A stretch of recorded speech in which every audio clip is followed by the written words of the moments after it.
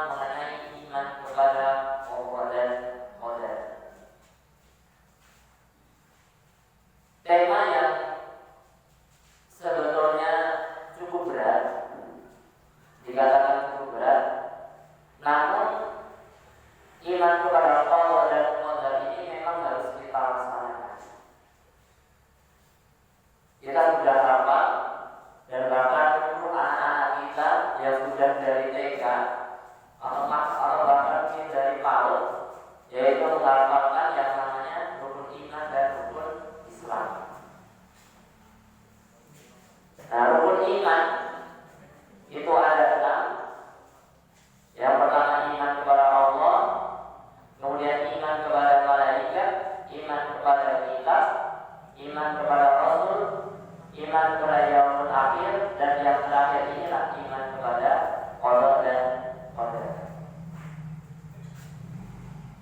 Nah, kenapa saya sampaikan di awal tadi tema yang cukup berat? Karena qada dan qadar ini menyangkut dengan siklus kehidupan kita sebagai makhluk Allah. Nah, maka sebelum masuk tema ini sebetulnya itu harusnya kita sudah memahami dari iman kepada Allah dulu, rukun iman pertama sampai dengan rukun iman kelima, yaitu rukun iman kepada yaumul akhir. Nah, nanti tahap akhirnya kita bisa masuk ke sini, iman kepada qada dan qadar. Nah, sebelum masuk ke pengertian qada dan qadar itu, kita sebagai umat Islam tentunya yang namanya iman itu harus melekat dalam diri kita. Yang paling utama, yang paling utama dan harus dipegang oleh umat Muslim itu kita harus punya keyakinan penuh dulu terhadap Allah Subhanahu wa Ta'ala, bahwasanya hanya Allah lah yang patut untuk kita sembah. Maka iman kepada Allah ini ditetapkan di nomor pertama, karena ini jadi hal yang utama supaya kita dapat melaksanakan iman yang kedua sampai iman yang keenam ini. Nah, secara singkat pengertian qada dan qadar. Qada itu merupakan keputusan Allah yang menetapkan segala hal berdasarkan dengan kebijakannya terhadap sistem yang berlaku terkait makhluk.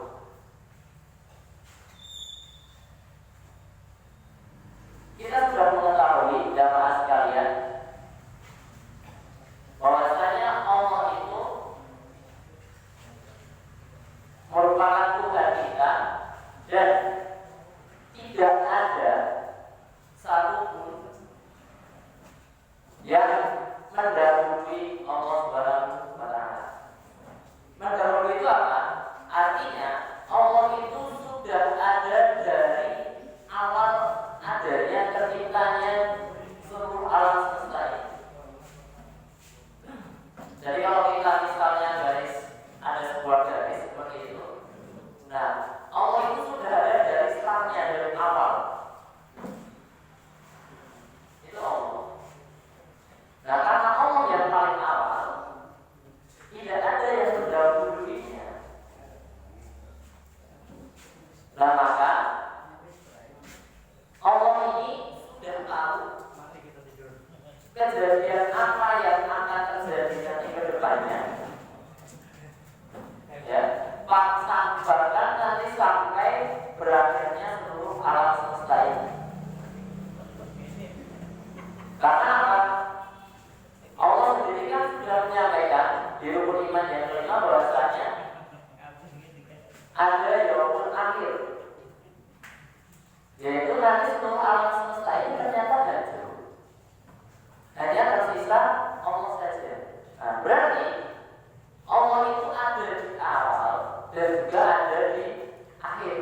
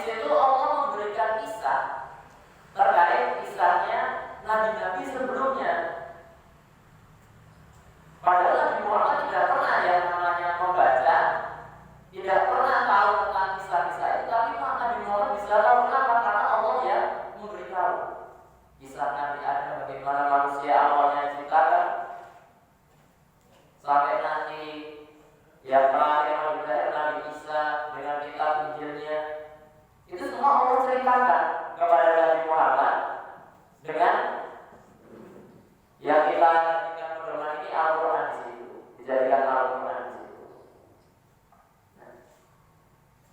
Pas zamannya Nabi Muhammad jadi tidak ada yang tahu tentang kisah-kisah ini. Makanya ada orang kafir yang bilang hanya dongeng belaka di situ. Tapi kalau orang Islam yang betul-betul iman kepada Allah harus yakin bahwasanya kisah yang ada di dalam sana itu betul-betul nyata karena apa? Itu dari Allah sendiri yang menceritakan. Ini bukti bahwasanya apa? Allah memang tahu kejadian yang sebelumnya. Kemudian yang sedang terjadi seperti saat ini, Allah juga tahu besok ataupun nanti setelah ini saya mau ngapain, bapak ibu setelah ini mau apa, besok Idul Fitri mau ngapain, itu Allah tahu. Ya, Allah sudah tahu tentang itu. Karena apa? Allah saja sudah tahu masa depan kita mau seperti apa. Bukti konkret Allah tahu masa depan itu ada di surat Al-Ahzab. Surat Al-Ahzab, ya, ini berkaitan dengan Abu Lahab. Pamannya Nabi Muhammad itu turun ketika Abu Lahabnya belum meninggal. Suratnya sudah turun terkait bahwasanya Abu Lahab ini akan dimasukkan ke dalam neraka, tapi Abu Lahabnya masih hidup.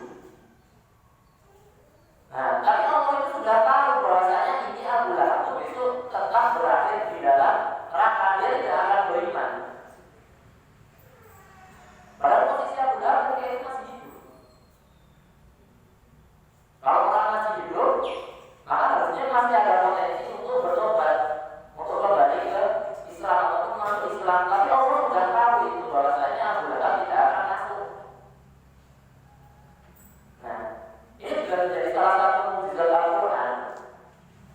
Ya, di sana sudah tahu ini Abu Lahab pamannya Nabi, dia juga akan masuk Islam dan pasti akan masuk ke neraka bersama istrinya.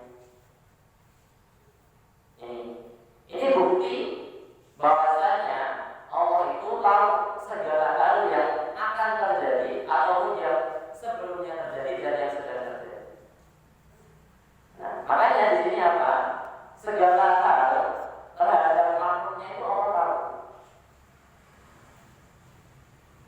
Nah, kalau diringkas, Allah dan Tuhan ini ketetapan Allah yang mengikat terkait kehidupan yang telah ditetapkan Allah dengan hikmah-hikmah tertinggi sesuai dengan kemaslahatan seluruh umatnya.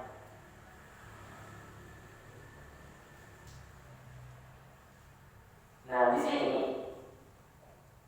Allah itu sudah menetapkan kita, ya, berbagai ketetapan itu dengan hikmah-hikmah terbaiknya yang nanti itu akan menyangkut ke dalam Al-Quran. Okay. Karena apa? Pedoman manusia ada di Al-Quran. Jadi gambarannya begini, secara singkatnya Bapak Ibu. Karena Allah ini kan yang menciptakan, Allah yang membuat kita. Nah, tidak mungkin Allah itu akan membiarkan kita sapina diri. Tidak mungkin. Pasti Allah akan buat sistemnya di situ.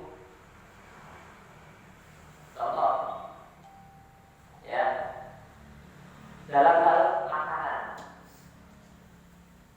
kita umat Islam sudah tahu mana makanan halal dan haram. Kenapa kita bisa tahu? Karena di Al-Quran ada. Ini loh, kita tuh gak boleh makan ini. Nah, kita bolehnya makan ya ini. Dan segala ini diatur dari menjaga dari tubuh kita saja, menjaga mata, yang dilihatnya dia yang baik-baik saja. Kalau yang jelek-jelek jangan. Yang jelek seperti apa? Ya seperti itu, misalnya bisa menjerumuskan kita ke dalam maksiat, ke dalam zina. Itu baru mata. Jadi ngapain ada? Kita dilarang mendengarkan kejelekan-kejelekan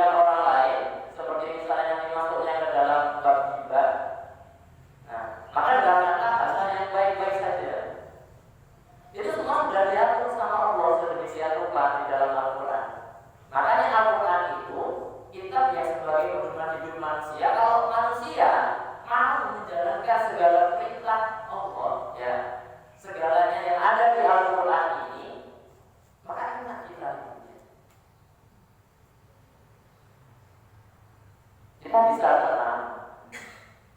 Dan tidak ada yang namanya rasa gelisah di dalam hati kita jika bisa melaksanakan apa yang ada di Al-Quran ini, karena memang Allah turunkan Al-Quran itu sebagai pedoman hidup manusia. Nah, sebagai contoh siapa contohnya ya? Adalah Nabi Muhammad. Karena sebagai tauladan kita, Nabi Muhammad itu yang bisa kita contoh sebagai manusia terbaik dalam menerapkan konsep-konsep kehidupan. Ini. Jadi Allah itu memang sudah mengatur bahwa ini. Yang Allah membuat, Allah mengatur dan merawatnya. Maka tidak ada suatu hal yang terjadi secara kebetulan, itu tidak ada. Semuanya sudah diatur sama Allah. Nah, misalnya karena kebetulan kok dapat terjadi itu sebenarnya tidak ada. Itu memang sudah diatur sama Allah. Ya, tiba-tiba dapat rezeki nomor itu memang sudah diatur sama Allah. Sama seperti misalnya manusia membuat alat. Nah, ketika membuat alat itu mesti akan diperhatikan. Buat meja, oh ini kakinya harus tempat. Itu pas ini. Besok jejak kanan. Terus atasnya itu harus halus. Biar ketika dipakai tidak berderet dan nyaman. Manusia aja membuat suatu benda aja memperhatikan seperti itu, apalagi Allah yang menciptakan segalanya. Pasti Allah akan memperhatikan dan juga merawat. Nah, maka pasti setiap kejadian yang akan kita alami itu akan ada hikmahnya di situ. Oke. Nah, tapi itu sebagai pengantar dari pengertian qadar dan qadar. Karena sejak nanti saya akan masuk ke takdir. Jadi qadar dan qadar itu juga disebut dengan takdir. Nah, takdir nanti dibagi menjadi dua. Ada takdir mubrom dan takdir mu'awam. Dan kemudian nanti hikmahnya sebagai kita setelah kita beriman terhadap qadar dan qadar ini seperti apa. Yang pertama, takdir mubrom ini semua ketetapan Allah yang sudah pasti terjadi. Kita tidak akan bisa merubahnya. Nah, takdir mubrom itu tadi bisa dikatakan sebagai kodoknya. Takdir mubrom itu bisa dikatakan sebagai kodoknya. Jadi segala ketetapan Allah ini yang tidak mungkin dapat dirubah, tapi pasti terjadi. Saya kasih contoh di sini jenis kelaminnya manusia, kemudian kematian setiap makhluk dan siang malam. Jadi ini ada orang yang sekarang, walaupun sudah modern nih Bapak Ibu, di era modern ini yang namanya jenis kelamin itu kalau di kedokteran itu bisa diubah. Ini keren banget. Dan itu berat dioperasi, yang dari awalnya alat kelamin laki-laki itu bisa dimodifikasi jadi alat kelamin perempuan. Beneran dimodifikasi, bukan dipotong, tapi dimodifikasi. Dan itu sudah ada tangan di kedokteran. Tapi apa? Itu tetap tidak bisa dirubah. Karena itu sudah menjadi ketetapan Allah yang namanya jenis kelamin itu. Kemudian kematian, kita insya Allah sudah tahu bahwasanya bagi manusia pasti akan mengalami yang namanya mati. Siang dan malam, kita tidak bisa merubah siang tiba-tiba jadi malam. Oke, ini pokoknya kalau takdir yang ini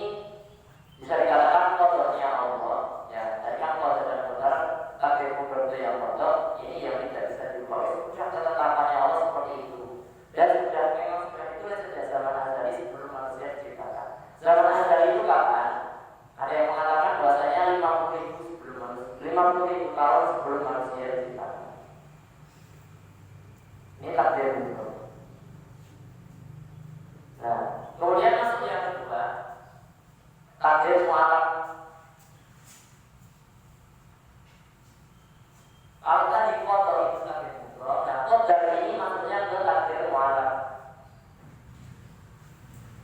Semua ketetapan Allah yang mungkin dapat dirubah dengan ikhtiar dan doa atas izin Allah. Saya kasih contohnya yang mudah di sini. Orang yang masih bodoh itu dapat menjadi pintar dengan ikhtiarnya Allah saja. Kemudian orang yang miskin itu menjadi berkecukupan. Tidak saya katakan menjadi kaya, tapi berkecukupan. Karena apa? Pengertian miskin itu adalah orang yang sudah bekerja, cuma dari hasil kerjanya itu belum memenuhi kebutuhan pokoknya. Itu orang miskin. Jadi misal kebutuhannya sebulan itu 5 juta, tapi dia kerja hanya menghasilkan 1 juta, misalnya kayak gitu. Itu orang miskin maksudnya. Nah, tapi Allah jamin kecukupannya. Entah itu nanti rezekinya dari mana, itu Allah jamin kecukupannya. Kalau dia mau ada usaha di situ. Siaga bencana, ini yang saya maksud adalah kayak Islam ada bencana itu kita sudah ada persiapan. Makanya ada di Indonesia ada BMKG, kemudian misalnya ada mau tsunami itu sudah ada alat yang mendeteksi akan terjadi tsunami, itu maksudnya ke siaga bencana. Sebagai bentuk ikhtiar manusia untuk meminimalisir yang namanya korban. Satu lagi sakit menjadi sembuh. Nah, takdir mu'alaf ini berkaitannya dengan qadarnya manusia. Nah, kenapa? Karena tadi yang di awal saya sampaikan terkait qadar itu, karena Allah sudah menurunkan kitab Al-Quran sebagai pedoman manusia, Allah memberikan kebebasan kepada manusia. Kamu memilih yang mana? Kamu mau milih jalan yang buruk atau milih jalan yang baik? Nah, memilih ini kan semuanya nanti ada ikhtiarnya. Nah, maka kalau mau menjadi orang yang sukses, menjadi orang yang bertakwa kepada Allah, beriman kepada Allah, menjauhi larangannya, melaksanakan segala perintahnya, maka ikhtiar kita apa di situ? Nah, dan sama Allah sudah melarang kita melakukan hal itu, kok dia masih melaksanakan, ya nanti Allah juga sudah kasih tahu konsekuensinya apa. Jadi Allah itu terus terang Bapak Ibu jamaah. Di dalam Al-Quran terus terang. Nanti kalau kamu melaksanakan sholat, melaksanakan puasa, kamu dapat rahmat Allah. Kamu dapat pahala langsung dari Allah. Nah, kamu gak mau beriman, nanti itu kamu akan masuk ke neraka. Kalau kamu melakukan ini, kamu akan mendapatkan ini. Semuanya itu sudah dijelaskan sama Allah. Cuma terkadang manusia itu gimana ya? Masih sok ingin juga. Ya, karena sok masih ngeyel. Nah, makanya terkait takdir mu'alaf ini, ya, memang Allah itu memberikan kebebasan kepada manusia dengan adanya Al-Quran itu. Dan kamu pilih yang mana? Ya walaupun Allah akan tahu nanti yang akan kita pilih. Ya, walaupun Allah itu tahu apa yang akan kita pilih. Cuma di sini memang manusia itu punya hak untuk memilih mau memilih yang mana. Ya, untuk terkait takdir mu'alaf. Nah, maka ciri-ciri orang yang beriman kepada qadar itu, yang pertama taat kepada perintah Allah.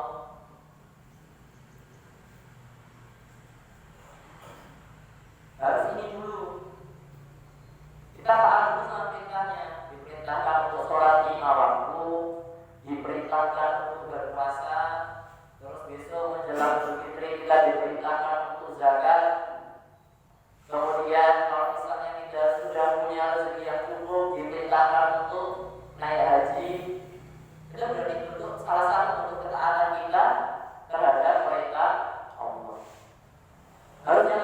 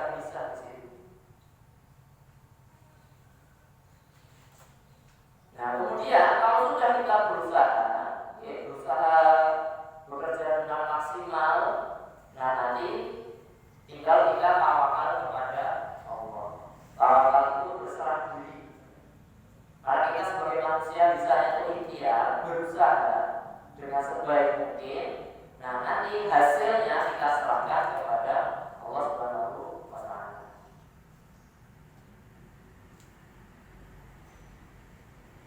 Bahkan misalnya ada yang masih, mohon maaf, ada yang masih kurang lancar bacaan ngajinya. Nah, kita berusaha nih, pokoknya saya harus bisa. Kita sudah berusaha terus. Nah, kok ternyata masih belum diberi kelancaran sama Allah. Nah, berarti bisa jadi di situ usaha kita kurang. Kayak masih menyuruh kita usaha terus jangan berhenti. Atau mungkin bisa jadi dalam ngaji itu kita sudah lancar, nanti malah jadi jalan ngaji lagi karena masih lancar. Ini bisa jadi seperti itu. Maka kalau sudah usaha kita tinggal pasrah diri, mau hasilnya seperti apa, mau itu hasil yang menurut kita itu buruk, nah, kita terima. Berarti itu memang hasil yang terbaik dari Allah. Kita pandang mungkin buruk, tapi terbaik bagi Allah. Nah, kemudian satu lagi, karena sudah tadi bekerja, bertawakal, maka kita isi kehidupan dengan hal yang positif.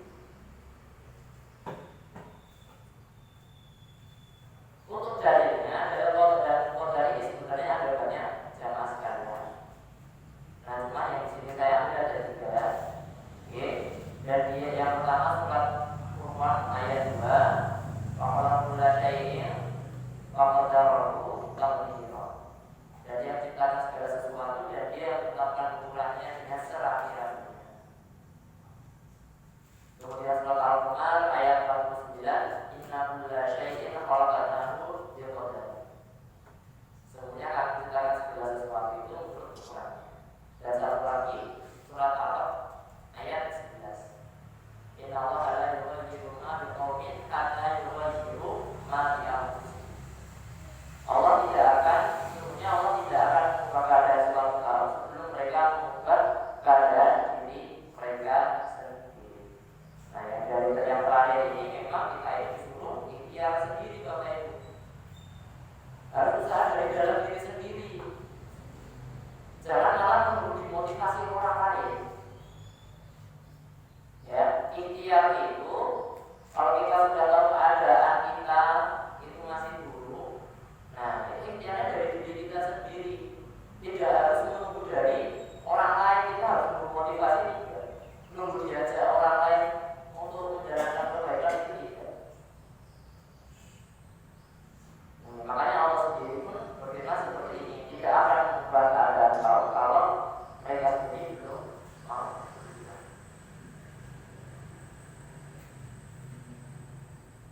Nah, hikmahnya apa? Kalau kita sudah tahu bahwasanya segala sesuatu itu tadi itu sudah Allah tetapkan dengan hikmah yang sebaik-baiknya, maka kita bekerja pun enak.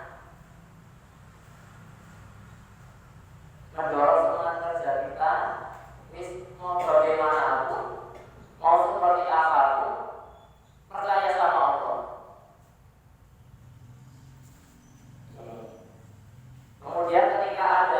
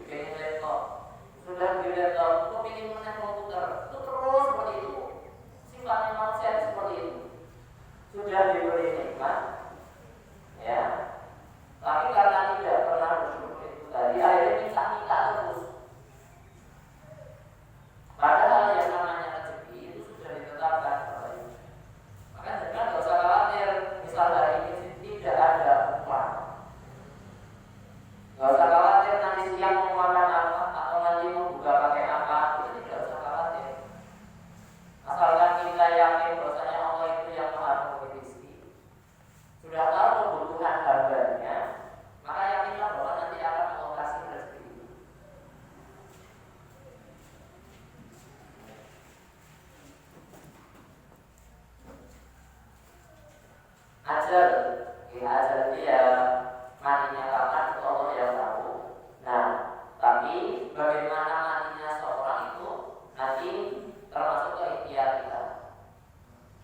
Bapak Ibu mau mati dalam keadaan baik atau dalam keadaan buruk, itu nanti tergantung ikhtiar dari Bapak Ibu sendiri. Tapi saya yakin Bapak Ibu jamaah yang ikut di sini pasti inginnya meninggal dalam keadaan husnul khotimah.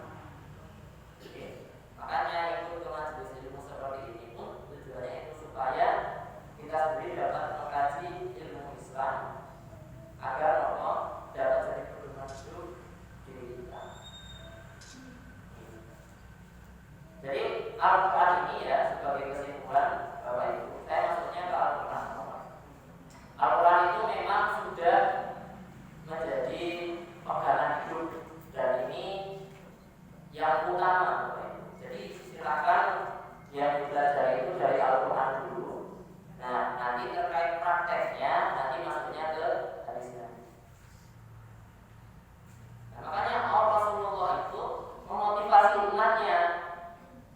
Hanya Al-Quran memotivasi umatnya bahwasanya Al-Quran itu dibaca tok saja, tidak kita paham isinya aja itu sudah dapat pahala.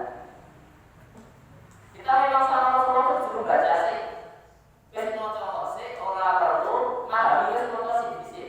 Sampai kita itu melekat dalam diri kita itu melekat Al-Quran karena sudah terbiasa membaca. Kalau wis maca terus wis lancar wis enak, masa orang nanti di sini. Akhirnya masuk ke situ kita coba pelajari isinya. Kalau kita sudah dekat dengan Al-Quran, setelah kita pelajari, dipahami, kita amalkan apa yang ada di Al-Quran, kemudian nanti gantian kita yang mengajarkan kepada teman-teman kita yang masih belum tahu. Hanya Al-Quran yang dibaca, kita cuma baca atau tidak paham isinya, itu pahala. Rasulullah itu motivasi kita umat Islam supaya kita berdekat sama yang namanya Al-Quran, jangan jauh-jauh. Kalau kamu pengen hidup tenang, pengen hidup nikmat, tidak ada rasa gelisah, nyaman terus rasanya, ayo dekat sama Al-Quran. Makanya tidak ada Bapak Ibu jam 2 pagi, jam 2 pagi misalnya kita baca Al-Quran, ada orang lewat. Orang nggak akan orang lewat ini nggak akan mikir aneh-aneh kayak mau Al-Quran jam 2 nggak akan. Beda misalnya kita nyanyi pas malam-malam seperti itu, nyanyi dulu patung misalnya jam 2 orang lewat juga ini mau kok nyanyi kayak gini.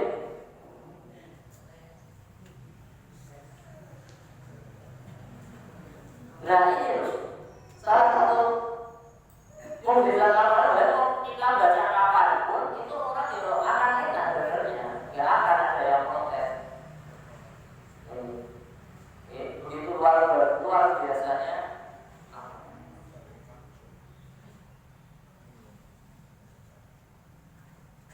Baik, Bapak Ibu jamaah, rahimahullah. Demikian yang dapat saya sampaikan terkait materi pada pagi hari ini. Ini masih ada sisa waktu 15 menit. Monggo kalau misalnya nanti mau ada pertanyaan ataupun dari yang apa yang saya jelaskan terkait kode dan kode ini memang belum jelas, monggo bisa ditanyakan. Allah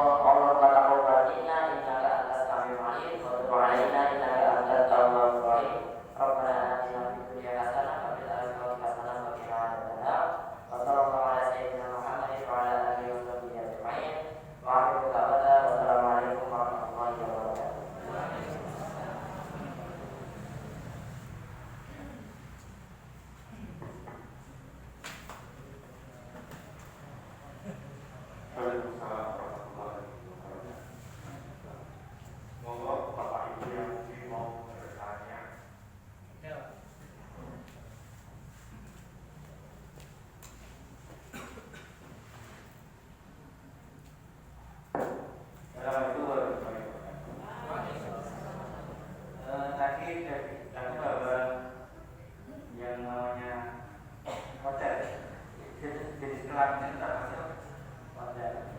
Nah yang saya tanyakan gimana untuk orang-orang yang ganti jenis kelamin itu, apakah dia sudah bisa dia seorang yang mungkar atau tidak menerima kodar, atau gimana hukumnya secara Islam? Terima kasih. Assalamualaikum.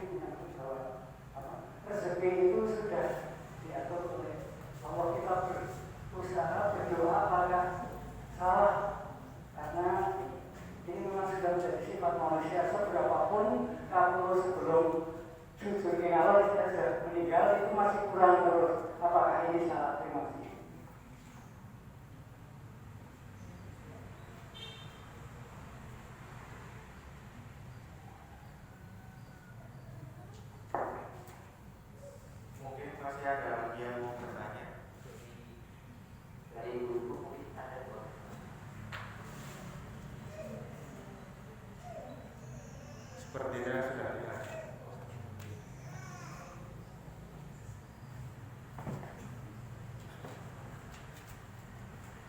Baik, saya mohon izin untuk menjawab pertanyaan yang pertama terkait orang-orang yang sudah ganti jenis kelamin, apakah itu bisa dikatakan sebagai orang yang mungkar?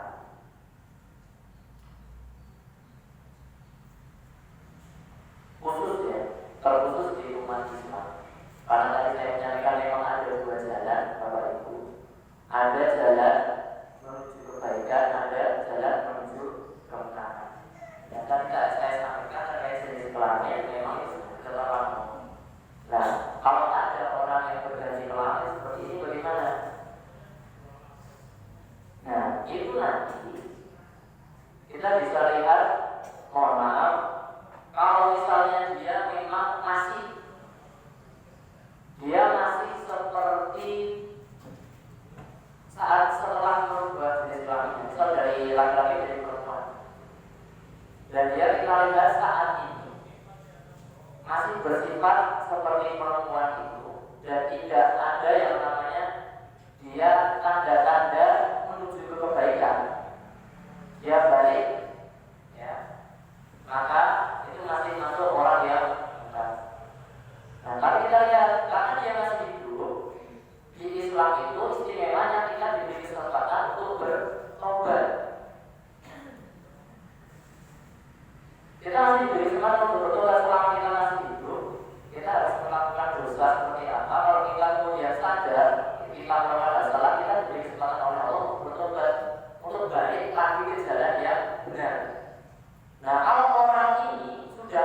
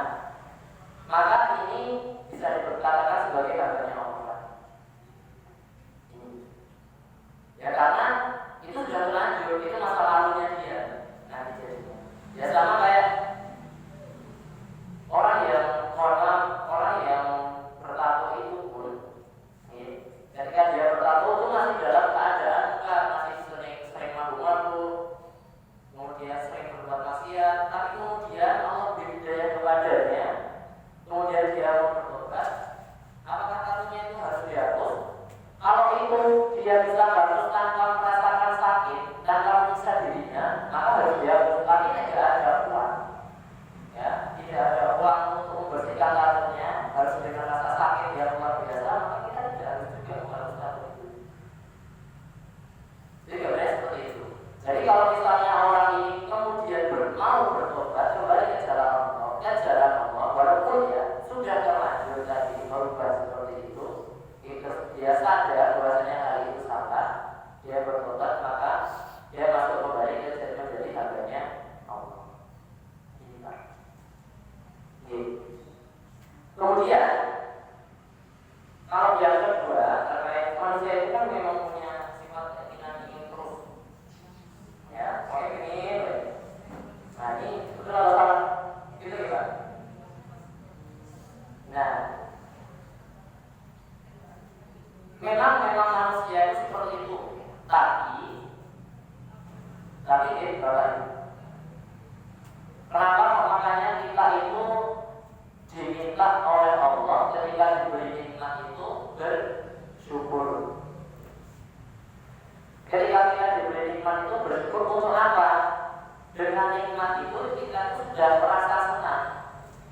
Nek orang sudah merasa senang, itu keinginan lebihnya, pengen terus-terus itu akan tertahan. Oh, kita sudah bahagia seperti ini. Beda cerita kalau kita sudah mendapatkan rezeki, tapi kita nggak bersyukur di situ. Pasti rasanya bikin terus. Makanya kayak contoh, mohon maaf, para pejabat yang korupsi, itu kan gajinya sudah besar, udah ratusan juta loh, maksudnya, puluhan ratusan juta. Nah, tapi mereka nggak pernah bersyukur. Akhirnya kan nggak pernah bersyukur, inilah mereka pengen terus, pengen pakai terus. Ya, ini sampai korupsi miliar, sampai triliunan itu. Padahal bagi umat muslim yang bersyukur, ya, sudah tahu Islam kebutuhannya itu hanya butuh 5 juta, hanya butuh 10 juta, dengan gaji yang 50 juta, pasti sudah senang banget. Ya, jadi kebutuhan harian 5 sampai 10 juta, gajinya sudah 50 juta, masih sisa 40 juta. Ini kalau orang yang benar-benar bersyukur, sudah akan ngambil semuanya itu cukup kok berapa. Nah, maka sifat kalau masih punya sifat seperti ini, rasanya ini boleh, mohon maaf, ini masih salah. Karena sama aja kita masih kurang bersyukur pada nikmat Allah di situ. Jadi kalau terkait kekayaan itu nanti ada contohnya dari kisahnya Abdurrahman bin Auf. Dia orang paling kaya, orang yang paling kaya ketika zamannya Nabi. Ketika mau hijrah ke Madinah, disuruh tinggalkan semua hartanya. Sama orang Quraisy, kamu yang mau ikut Muhammad hijrah ke Madinah, tinggalkan semua hartamu, karena kamu kaya. Jadi orang Yahudi mau disiksa enggak, tapi disuruh tinggalkan hartanya. Nah, ada yang mikir apa? Dia mau ditinggal sampai Madinah tanpa membawa apa-apa, karena dasarnya orang yang pintar berdagang langsung nyari pasar. Dan tidak lama, hanya butuh beberapa bulan, itu langsung jadi orang kaya lagi, orang paling kaya lagi di Madinah. Bahkan ada kisahnya, itu ketika itu Madinah sedang ditimpa wabah kurma. Jadi kurmanya itu juga gagal panen, juga ada musuh-musuh. Nah, para petani kan bingung musuh kan rapain dulu. Sama Abdurrahman bin Auf ini dibeli Bapak Ibu semuanya. Semadinah kurma yang ini dibeli dengan harga kurma yang masih enak, saya mau belum busuk. Dibeli semuanya sampai uangnya Abdurrahman bin Auf ini habis. Tapi dia ide aja.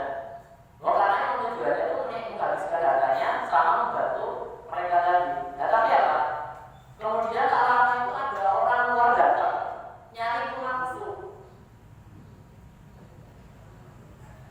Iya, nyari kurma busuk datang. Di sini siapa yang punya kurma busuk gitu? Katanya mau dibeli dari 3 kali harga normalnya. Jadinya tambah kaya lah di sini. Ini kita berbuat tahu sebagai contoh ya, bahwasanya kalau memang kita sebagai umat manusia, umatnya Nabi Muhammad ya, hambanya Allah, asalkan kita ya sudah banyak bersyukur dari nikmat yang kita dapat, insya Allah keinginan untuk lebih